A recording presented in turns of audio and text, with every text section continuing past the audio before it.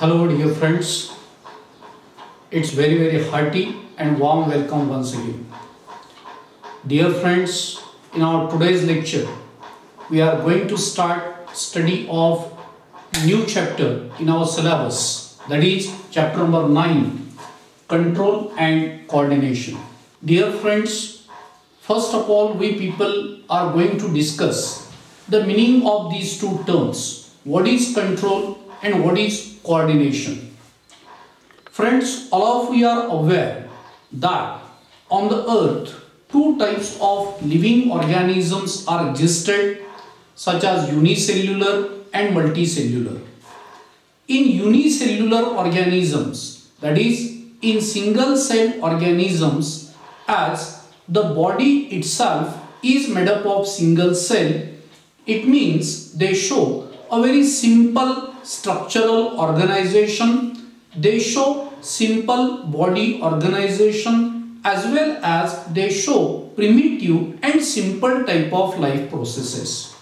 But on the other hand, in multicellular organisms, as the body organization is quite complicated, body organization is more advanced, and thus they show quite complicated type of life processes.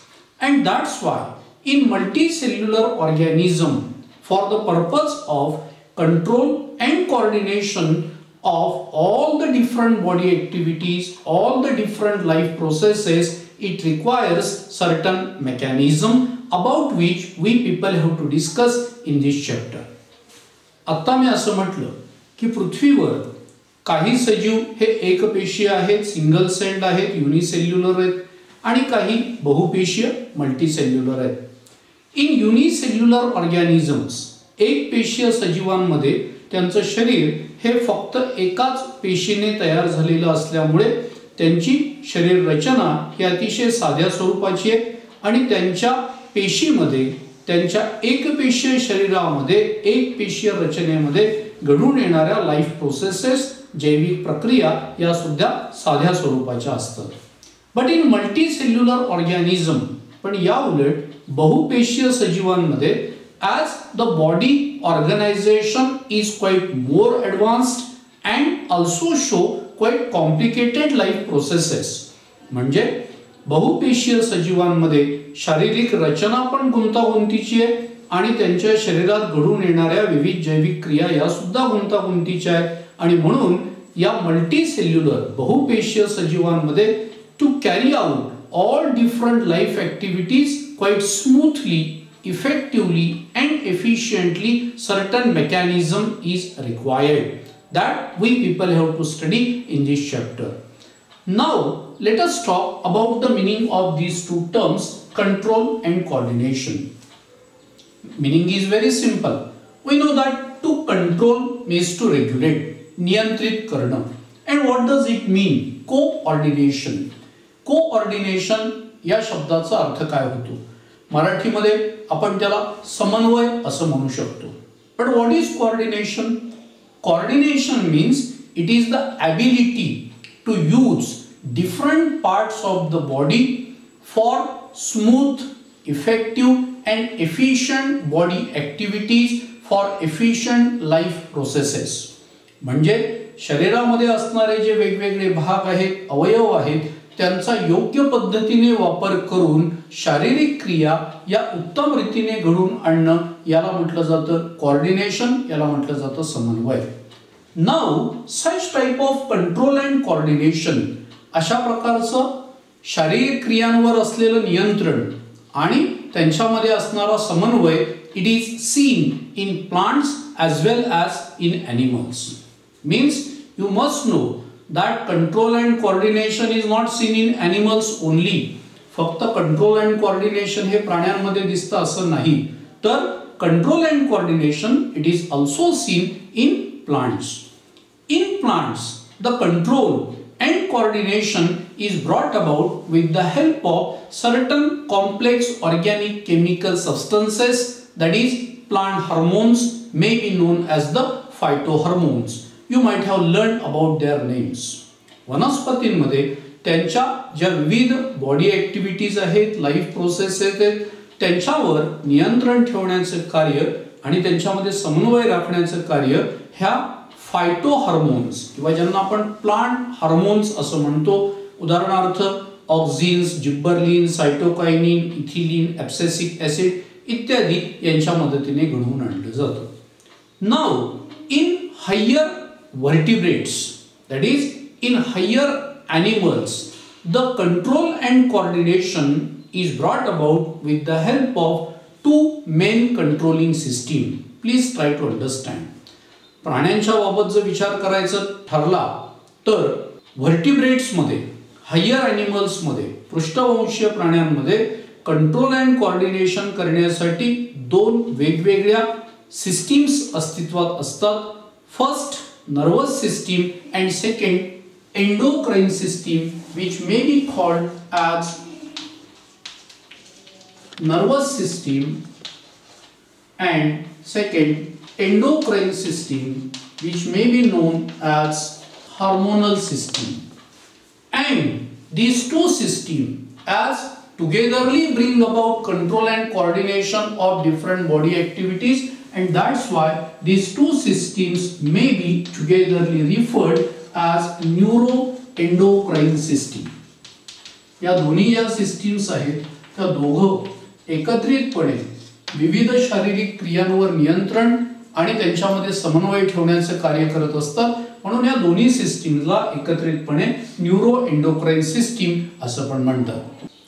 Initially, let us discuss about the development of nervous system in different animal groups, and then we shall discuss in detail about the nervous system as well as endocrine system in human being.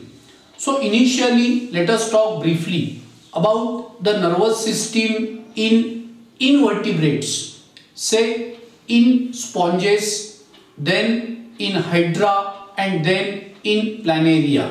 Okay, so let us start the study of nervous system in sponges. Nervous system in sponges. Sponges, it is the general term used for the animals belonging to phylum Porifera. All of you are known kingdom Animalia is broadly divided into two major groups such as non-chordata and chordata, and phylum Porifera is the first phylum among non-chordates. We people have studied about it in our 11th class.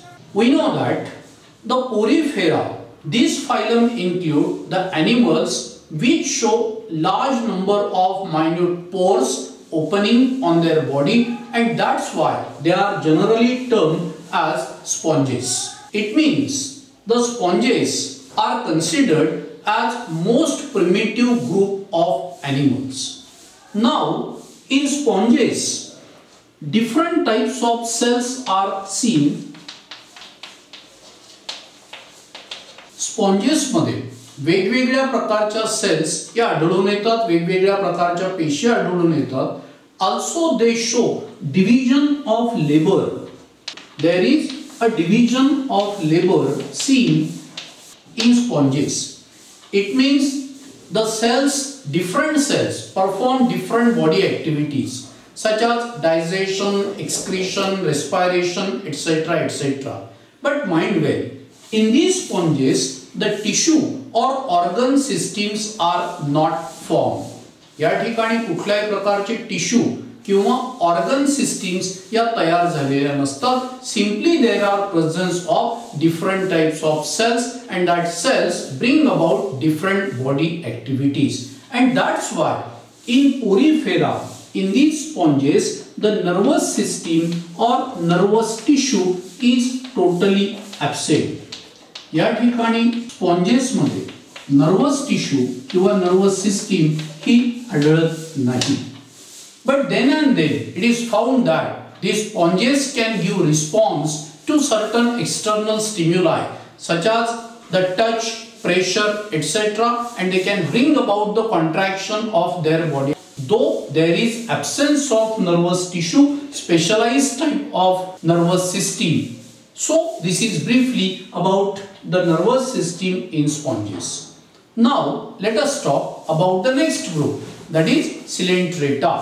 You know that after phylum Porifera, it comes the next phylum, that is Coelenterata. It may be referred as the Cnidarians. A typical example of Cnidarians is Hydra. So let us talk about nervous system in Hydra. Nervous system in Hydra. Just now we have discussed briefly about the nervous system in sponges, and I told you that in sponges there is no any such nervous tissue, no any such nervous system. And also you must know that sponges are considered as only the multicellular animals in which nervous system or nervous tissue is absent. Now come back to the nervous system in Hydra. Just I told you that Hydra, it belongs to phylum Cnidarians or Coelenterata. We know that Hydra, it is aquatic animal. Let me explain you. We know that Hydra, it is somewhat cylindrical or vase shaped animal. It has proximal end where there is a presence of basal disc, may be known as pedal disc, with which it remains attached to any substratum. या ठिकाणी hydra हा त्याच्या खालच्या टोकाला एक flat disc like structure दाखवत असतो. त्याला बेसल डिस्क किंवा पेडल डिस्क असं म्हणतात, की ज्याच्या मदतीने तो सबस्ट्रेटमला हा फिक्स झालेला असतो, अँकर झालेला असतो, चिकटून बसलेला असतो. While at its distal end it shows an opening that is nothing but the mouth, and it is encircled by few finger-like processes that is nothing but the tentacles. Now in 11th we people have studied that the Hydra is diploblastic animal, means it shows only two germ layers, that is ectoderm and endoderm. So also the body wall of Hydra is also double layered. Just consider, suppose here is the body wall of Hydra, and the body wall of Hydra is made up of two layers of cells. Let me show you. That is, outer layer is known as epidermis and inner layer is known as gastrodermis. Let me show in the diagram. Consider, here is supposed to be the epidermis, that is outer layer of the body wall,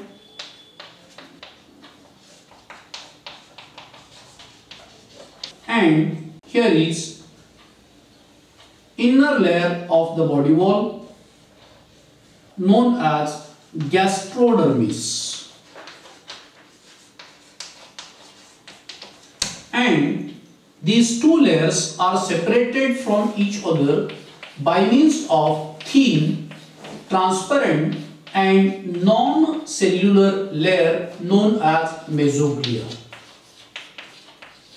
Now let us talk actually about the nervous system in Hydra.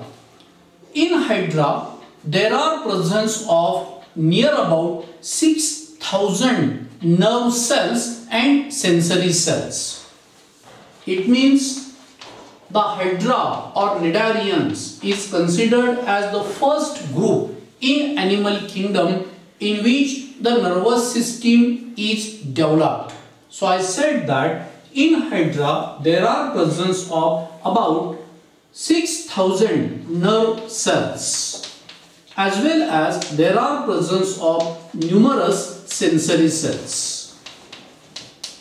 The nerve cells are present, but that nerve cells are scattered throughout the body, means there is no any such aggregation of the nerve cells to form a mass or to form a typical brain or any other parts of the nervous system. Mind well, I said that in the body of Hydra there are presence of near about 6,000 nerve cells as well as sensory cells, and that nerve cells are scattered throughout the body. Of course, that nerve cells are scattered here among the epidermal cells as well as gastrodermal cells, but these are numerous around the mouth as well as in the basal disc. या ठिकाणी त्या nerve cells epidermis मध्ये तसंच गॅस्ट्रोडर्मिस मध्ये खूप मोठ्या प्रमाणावर विखुरलेले असतात, परंतु त्यांचं कुठे ॲग्रिगेशन असं झालेलं नसतं, त्यांच्यापासून गँग्लिया किंवा इतर स्ट्रक्चर्स तयार झालेले नसतात.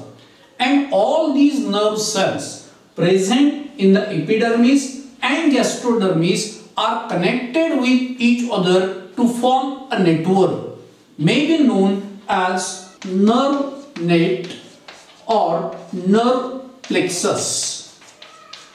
It means there is a nerve net in epidermis as well as nerve net in gastrodermis. There are two types of nerve nets. Nerve net, nerve plexus present in the epidermis as well as nerve net, nerve plexus present in the gastrodermis, and all these nerve nets are interconnected with each other.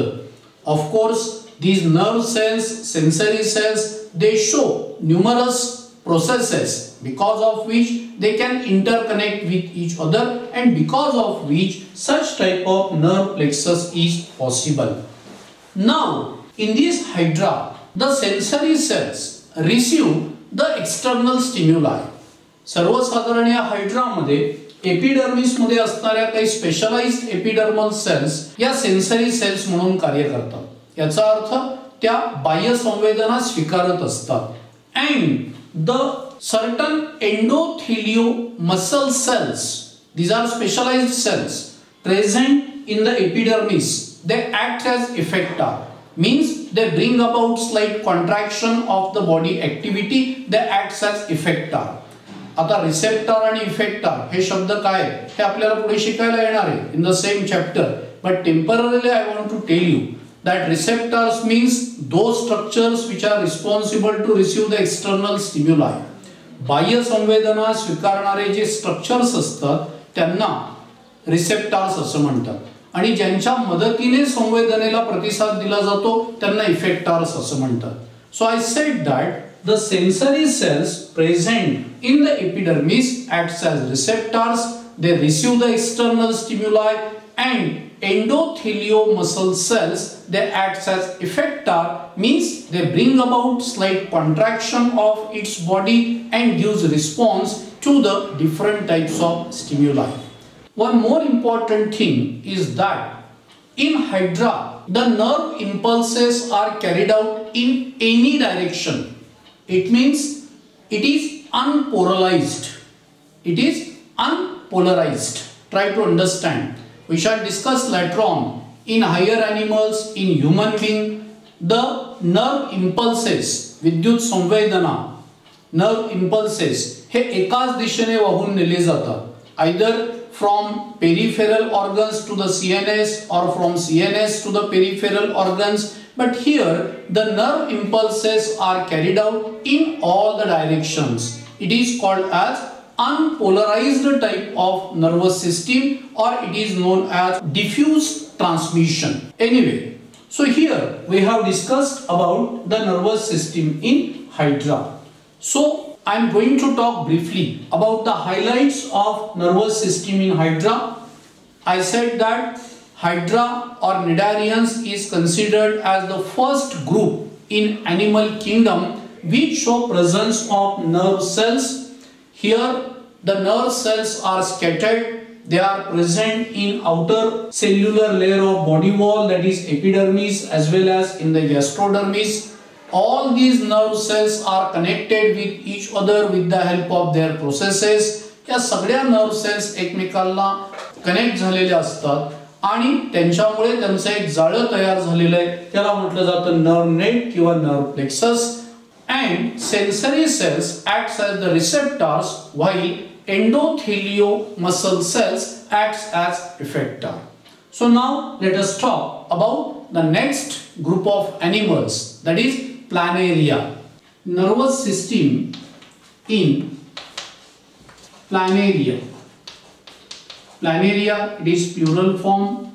Planarium is singular. You must know that planarium or planaria, these are the flatworms and thus belongs to phylum Platyhelminthes. The planaria or these animals are considered as most primitive animals in which first of all the central nervous system is formed. Central nervous system is seen. या ठिकाणी आपल्याला लक्षात घ्यायचं आहे. At the beginning of this lecture I told you nervous system of sponges, and I told you that in sponges there is no any nervous system. It means the sponges are considered as the group of animals in which, though they are multicellular, nervous system is absent. Then we have discussed about the Hydra, that is Cnidarians. In Cnidarians, in Hydra, first of all the nervous system, primitive type of nervous system, simple type of nervous system is seen, but no any central peripheral nervous systems are there in Hydra.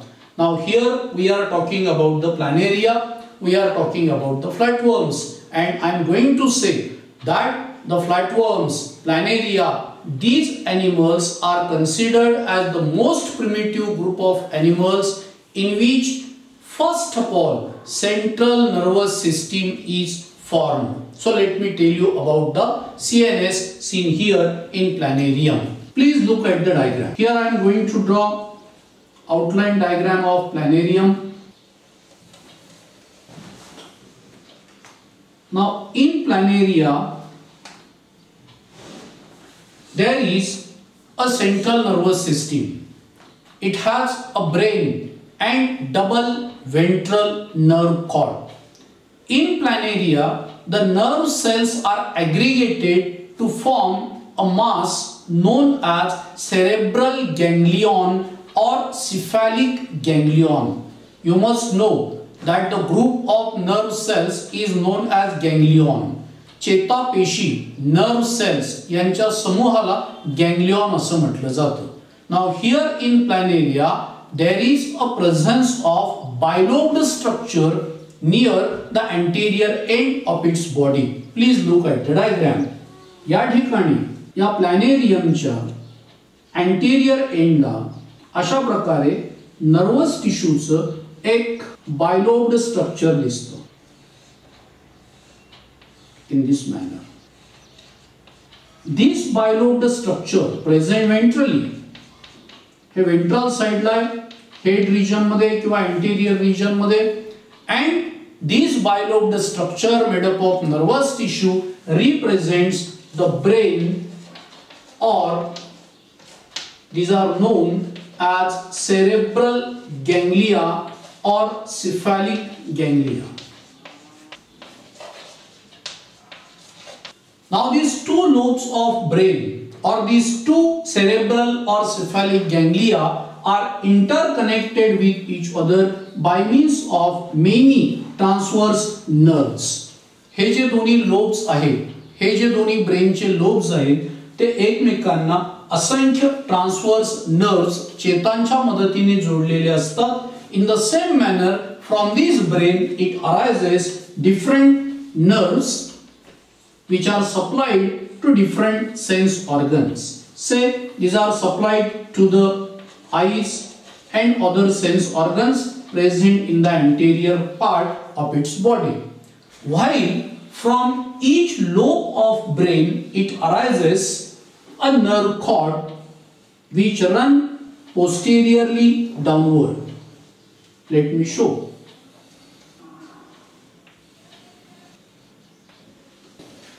From each lobe of brain, it arises thin, elongated, string-like structure that is nothing but the nerve cord. So these two string-like structures represent ventral nerve cord. From these ventral nerve cords, it also arises so many different nerves. Let me show in the diagram, such as these are the nerves which are supplied to the peripheral parts, peripheral structures, while the internal processes of both the nerve cords are connected with each other to form a ladder-like structure. Look, या ठिकाणी या दोन्ही nerve cord पासून असंख्य nerves उगम पावतात. ज्या external nerves आहेत त्या एक पेरिफेरल स्ट्रक्चर्सला सप्लाय केलेल्या असतात, तर आतल्या बाजूने निर्माण झालेल्या ज्या नर्व्स आहेत दोन्ही नर्व कॉर्डच्या त्या एकमेकांना जोडलेल्या असतात, and because of which it gives the appearance of ladder. हे लॅडर प्रमाणे अपीअरन्स दिसतं. Therefore it may be known as the ladder type of nervous system. So here I have explained you briefly about the nervous system in Planaria. So the highlight of the nervous system of Planaria is that you people have to remember that Planaria or these flatworms are considered as the most primitive group of animals in which first of all central nervous system is established. The central nervous system, it consists of brain and double ventral nerve cord. The two lobes of brain are connected with each other by means of numerous transverse nerves. These are also called as the commissure or connectives. And here the nerves of both the nerve cord are also interconnected with each other to form a ladder type of nervous system. So here we people have discussed briefly about the nervous system in primitive animals such as in sponges, Hydra and just now Planaria. We people have to discuss in detail about the nervous tissue and about the nervous system in higher animals, especially about the nervous system in human being. That we shall discuss in our next lecture. So let us stop here today. Thank you and bye.